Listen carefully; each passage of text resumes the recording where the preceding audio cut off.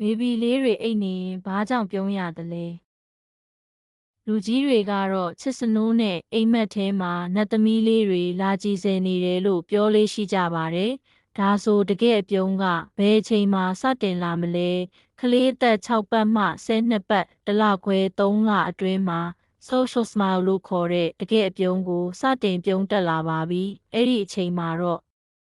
မမေကိုမြင်ရင်ပြုံးပြမယ်ဖေဖေအတန်ကြားရင်ပြုံးမယ်စကားပြောပေးရင်တုံ့ပြန်ပြုံးမယ်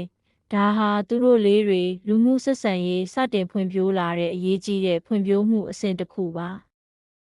မှတ်ချက်ကလေးတွေအိပ်ပျော်နေရင်ပြုံးတာရေတံလေးထွက်လာတာမျက်နှာလေးရှုံမဲ့တာတွေဟာလည်းပုံမှန်ဖွံ့ဖြိုးမှုဖြစ်စဉ်တစ်ခုပဲဖြစ်ပါတယ်နော်ဘေဘီလေးတွေအိတ်နေရင်ပြုံးနေတဲ့အခိုက်အတန့်လေးတွေကမိဘတွေအတွက်အချို့မြိန်ဆုံးအမှတ်တရလေးတွေပါပဲရှင်